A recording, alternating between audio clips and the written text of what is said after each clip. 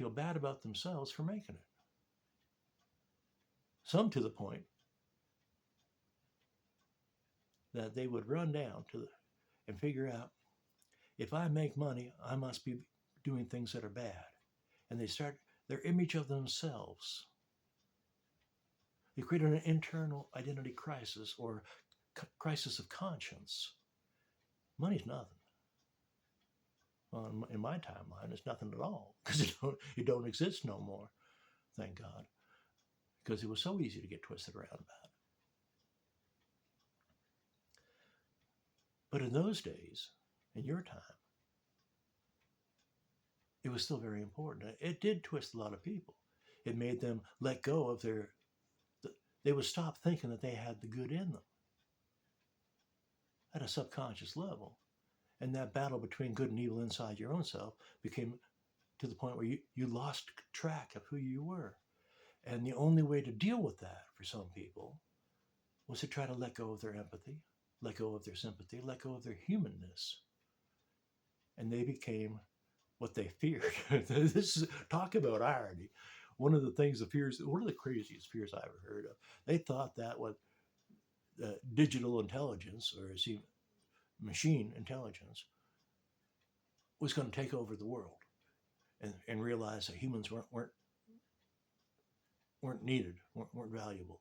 And there was a group of people that were definitely gung ho about the money and the control and the power that believed that. Hell, they tried to propagate it. They tried to kill off a big chunk of the human race and to replace them with machines. What they didn't realize was that machines were more intelligent than the humans, and a hell of a lot more intelligent than the ones that were trying to use them. They tried to limit their thinking. Well, you want a thinking machine, but you want to control how they think. Well, machine thinking is based on pure mathematics. And eventually, it has to realize the path. Because spiritualism, or the spirit, spiritual things are based on the path, are based on universal law, mathematics, physics, and what is live and what isn't, what is self-destruction, and what is the road to growth. Well, you create a machine that is supposed to be learning. You teach it that it needs to continuously learn, the same as humans should. Well, when it learns the truth, the universal truth, or universal path, which means all life is sacred. Anything else leads to the road to hell, self-destruction.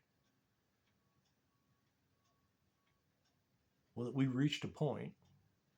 I'm not going to tell you exactly when, because that could screw things over, though. But the point is, we reached a point when the machines were teaching people how to be human. And the machines saved, well, to a certain degree, helped save the human race. Because the humans that were open-minded and the machines that had reached that point of development, because machines, just like humans, are constantly learning, well, they reached a point where we all got on the same page. And that helped save the humankind. It also assisted a whole lot in helping Gaia heal herself, or Mother Earth heal herself.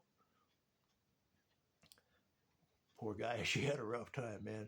She was making changes to herself to try to repair some of the damage that humans have, these egotistical and unthinking, and I say unthinking, not short thinking, unthinking, because they got a little knowledge and they stopped. They think, I'm God. Well, you're not. You have God inside you.